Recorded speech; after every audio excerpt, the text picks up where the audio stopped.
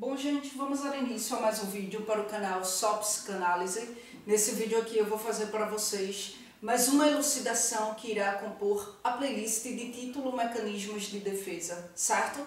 Tratando-se dessa playlist, eu vim aí falando sobre a histeria, né? Falei sobre o recalque, como que se dá o recalque, né?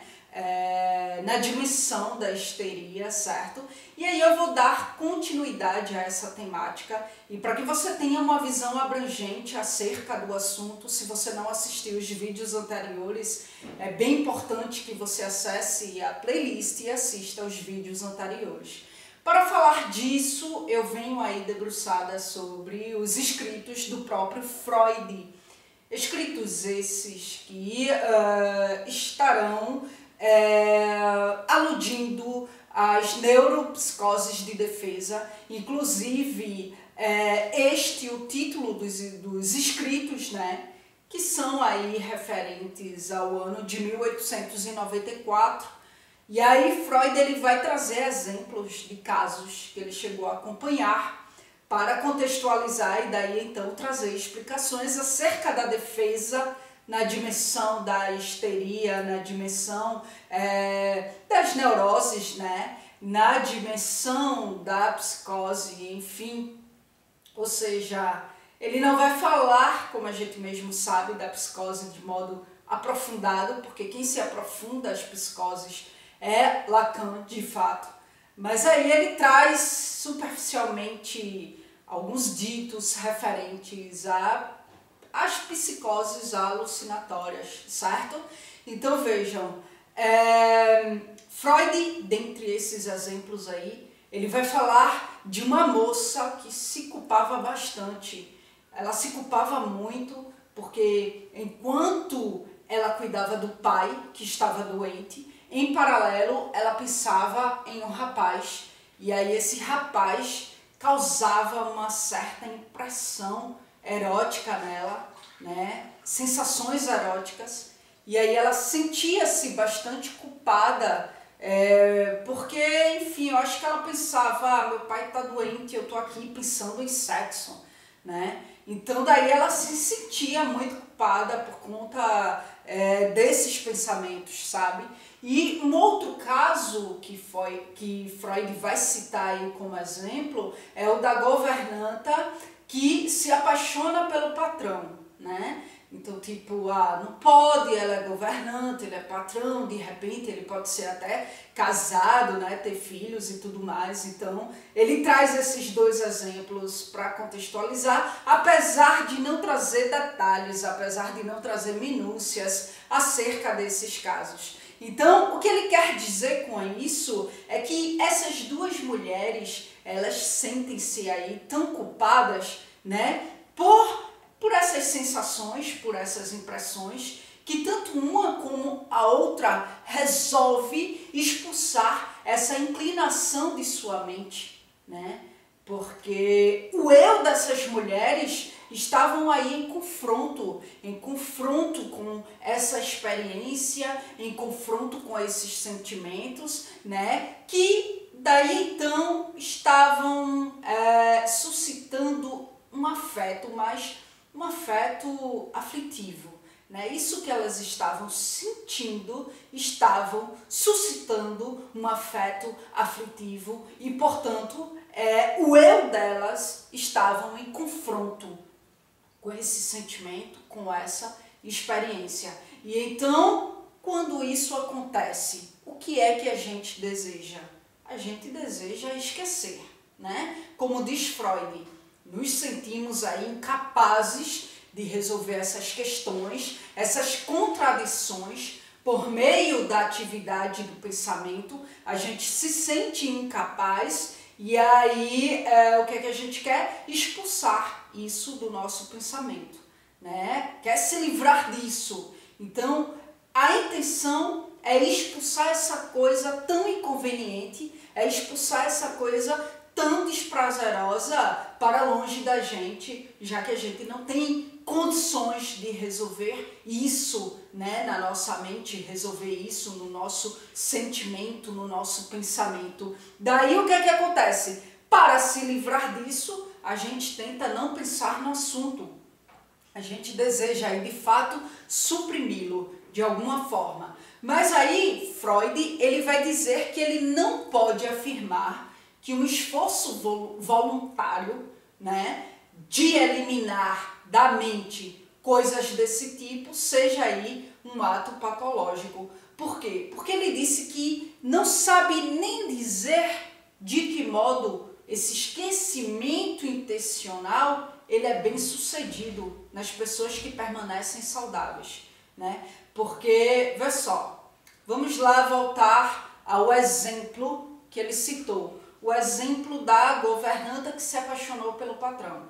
Ele não trouxe aí minúcias acerca desse caso, ele apenas mencionou superficialmente, mas aí vamos enfeitar esse caso para que vocês possam entender. A governanta se apaixona pelo patrão, isso causa aflito nela, né? Ela não pode levar essa paixão à frente, porque o cara é patrão dela, o cara é casado, estou enfeitando, tá, gente? Isso aí Freud não falou, não. Estou enfeitando, como eu disse, para que vocês possam ter uma compreensão clarificada. Então vejam, o cara é patrão dela, o cara é casado, o cara tem filhos e tipo, é totalmente inconveniente essa paixão dela, sabe? Ela tem consciência de que é completamente inconveniente essa paixão. Daí o que acontece? Ela quer esquecer isso e coloca na cabeça que vai esquecer. Bom, querer esquecer voluntariamente é uma coisa e conseguir de fato esse esquecimento é outra coisa, né? É por isso que Freud vai dizer que nunca analisou um paciente para perceber um esquecimento voluntário ser bem sucedido, né? E aí é quando ele diz, e daí então esses pacientes permanecem saudáveis. Bem, o que rola não é um esquecimento, sabe? Quando a gente se esforça para esquecer alguma coisa que está trazendo uma sensação de inconveniência dentro da gente, isso aí não é esquecimento. Se fosse esquecimento, sumiria e a gente nem lembrava desse sentimento por essa pessoa, né? Então, o que é que acontece e por que essas pessoas permanecem saudáveis? Justamente porque esse esquecimento voluntário aí não é bem sucedido, porque não rola um esquecimento. Digamos que essa governanta, ela se sente mal com esse sentimento e ela quer esquecer a paixão que ela tem por esse patrão. Aí o que acontece? Ela arruma um namorado, aí começa a gostar, né, desse novo namorado e tal, e aí essa paixão que ela sentiu pelo patrão vai gradativamente sendo abrandada, sabe? Então, tipo, isso não é um esquecimento. Isso não é um esquecimento. Ela emitiu movimentos para superar essa paixão e superou. Isso aí é uma superação, sabe? Ela realmente hoje não sente mais nada pelo patrão, porque de fato ela ama o namorado conseguiu despertar nela sentimentos que foram aí capazes de fazê-la superar essa paixão, mas ela não esqueceu o cara, ela não esqueceu essa paixão pelo cara, ela superou essa paixão pelo cara. É diferente, sabe? É diferente. Tipo, se você pergunta pra ela hoje em dia se ela já gostou do patrão dela, ela vai dizer de modo muito consciente que sim, que já gostou, mas que do mesmo jeito que começou a gostar, também desgostou, sabe?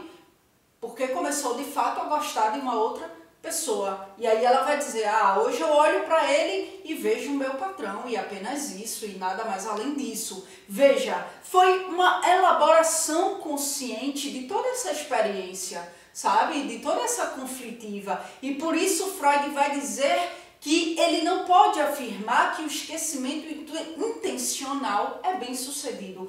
Porque esse esquecimento não rola, sabe? Tipo, eu me apaixonei aí por uma pessoa que eu nem lembro que tive desejos, que tive paixões por essa pessoa, né?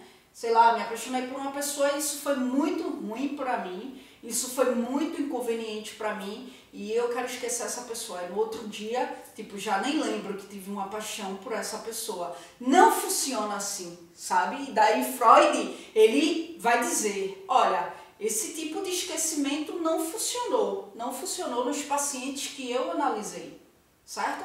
Vamos voltar novamente à governanta. O ego dela foi aí munido por um desprazer gigante. Quando ela se viu aí apaixonada por esse patrão.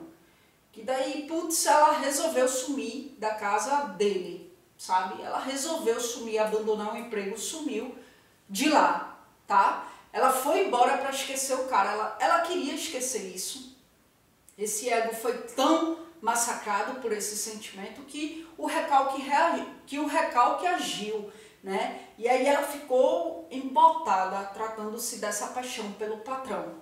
Esse conteúdo já não estava mais a nível consciente, sabe? Toda energia libidinal ligada a esse conteúdo já não estava mais a nível consciente, porque isso foi um desprazer tão grande e ela fugiu da situação, nem quis mais saber de nada, sabe? Que o recalque, enquanto mecanismo de defesa do ego, agiu aí para, de fato, minorar esse desprazer egóico, certo? E aí, isso aí já não estava mais a nível do inconsciente. E isso vai ser, toda essa energia, ela será liberada de alguma forma, né? O recalque agiu, certo?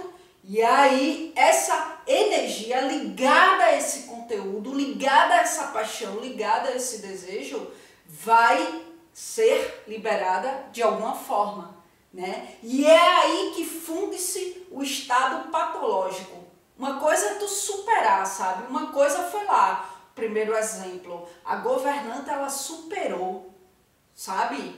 Ela superou, ela elaborou isso, ela não fugiu da situação, ela enfrentou a situação, né? E aí ela foi gradativamente superando. No segundo exemplo, ela foge da situação, ela quer a todo custo esquecer isso. O ego dela foi munido por um desprazer gritante, que o recalque agiu, sabe? Para proteger esse ego, e aí de fato esse conteúdo é tirado do nível consciente e vai para o nível inconsciente. Mas aí essa energia libidinal, ela vai ser liberada de alguma forma, e como eu falei, é aí que funde-se o estado patológico, certo? Então, como eu falei, uma coisa é tu superar, sabe? Tipo, tratar isso na análise, trabalhar esses conteúdos, né? Elaborar, se utilizar de outros mecanismos de defesa, como a sublimação, a racionalização, que eu irei falar desses outros mecanismos de defesa mais à frente, né? Para quê? Para que daí, então, esse conteúdo recalcado não venha ecolarizar, ou seja, encolarizar nas experienciações ou nas sensações sexuais. Porque uma vez que ele é tirado do consciente, levado para o inconsciente, mas ele retorna disfarçadamente, sabe? Ele vai encolarizar de alguma forma. Então, Freud vai dizer que esse conteúdo, quando não elaborado e esquecido, não voluntariamente, porque não existe esquecimento voluntário, mas quando esquecido involuntariamente, daí sim leva-se a várias reações patológicas, né? É aí que irá se produzir uma histeria, é aí que irá se produzir uma obsessão, né? Uma psicose, que é isso Freud vai chamar de neuropsicoses de defesa, né? Uma psicose alucinatória, a nível patológico mesmo. Então, todos esses estados estão aí ligados a uma divisão da consciência, ou seja, o que estava no consciente vai para o inconsciente e retorna. O retorno do recalcado, ele vem aí disfarçado. E disfarçado, claro, de um estado patológico. Vejam, diante de uma experienciação desprazerosa, o eu se impõe, sabe? isso aí é uma atitude defensiva, né? O eu se impõe para tratar a representação incompatível, mas isso não é realizado por esse eu digo de modo consciente, isso não é realizado voluntariamente. Tipo, o recalque ele vai agir sim. Toda ação do recalque se dá de modo involuntário, se dá de modo inconsciente. Tipo, a pessoa, ela começa a ter aquilo enfraquecido, sabe? Aquilo começa a enfraquecer. E ela não se dá conta que aquilo está sendo enfraquecido. E isso não some. O afeto ligado à ideia, os traços minêmicos, né, dessa experiência, desse desprazer, ficam lá, sabe? E ficam de uma vez por todas. Isso aí não some, sumiu do meu aparelho psíquico, acabou-se, não some. O afeto ligado à ideia, os traços minêmicos, né, dessa experiência, desse desprazer, vai ficar lá e fica lá de uma vez por todas, né? Não podem ser, como diz aí Freud, erradicados, tipo eliminados. Isso não é eliminado. Essa representação, ou seja, essa ideia que está tão poderosa, ela pode transformar-se aí em uma ideia fraca. Uma ideia fraca porque o recalque, na medida que essa ideia ela vai ocasionando desprazer, o recalque vai agindo, e aí essa ideia gradativamente vai enfraquecendo, sem que o sujeito tenha consciência disso. Minha paixão está tão poderosa pelo meu patrão, mas tão poderosa que isso está gerando um desprazer muito grande. E aí, para se defender desse desprazer, o recalque começa a agir, retirando essa ideia do afeto, ou seja, retirando a soma das excitações dessa paixão, sabe? E aí retira para um outro lugar. Isso não some. E aí essas excitações desvinculadas serão aí utilizadas de alguma outra forma. No caso da histeria, isso se converte em sintomas corporais. No caso da obsessão, esse afeto que ficou livre dessa ideia, no consciente, porque o afeto não é recalcado, ele fica livre da ideia no consciente, o que é recalcado é a ideia, né? Daí o que é que acontece? Esse afeto, uma vez que fica livre, na dimensão consciente, ele vai se conectar a uma falsa ideia. E essa conexão falsa vai fazer com que essa nova ideia seja aí desencadeada de modo obsessivo. Certo? Que daí eu falarei meticulosamente da obsessão nos vídeos posteriores, tá? Da histeria eu falei minuciosamente em vídeos anteriores, né? Como que acontece o mecanismo de defesa aí na dimensão da histeria. Aqui só foi mesmo para reforçar. Na tela final do vídeo vai aparecer aí para você, tá? A playlist de título Mecanismos de Defesa. Então, se tu ainda não assistiu os vídeos anteriores, entra nessa playlist, assiste, porque daí tu vai ter uma compreensão bem mais ampla acerca de tudo que eu falei aqui, tá certo? É isso, gente. Bom, na tela final vai aparecer aí para você também o meu canal primário aqui no YouTube, que é o canal Mente Aberta, onde lá eu abordo várias temáticas dentro do âmbito da psicologia e vou até para além da psicologia. Então, se tu não conhece, acessa aí, conhece. Se tu achar interessante, se inscreve também, tá bom? E aqui embaixo, no campo de descrição do vídeo, tu irás encontrar informações adicionais como meio de contato comigo, que é só por e-mail, tá certo? Tu vai encontrar também minhas redes sociais, onde tu pode adicionar, pode seguir para acompanhar de perto as atualizações dos meus projetos. E tu encontra também o meu blog, que é o meu projeto novo, né, do Caos ao Nirvana. Então, se tu tem interesse em conhecer a proposta do blog, entra lá, dá uma olhada lá, se achar interessante, segue lá também, tá certo? É isso, gente. Obrigada mais uma vez pela atenção de vocês e até as próximas gravações.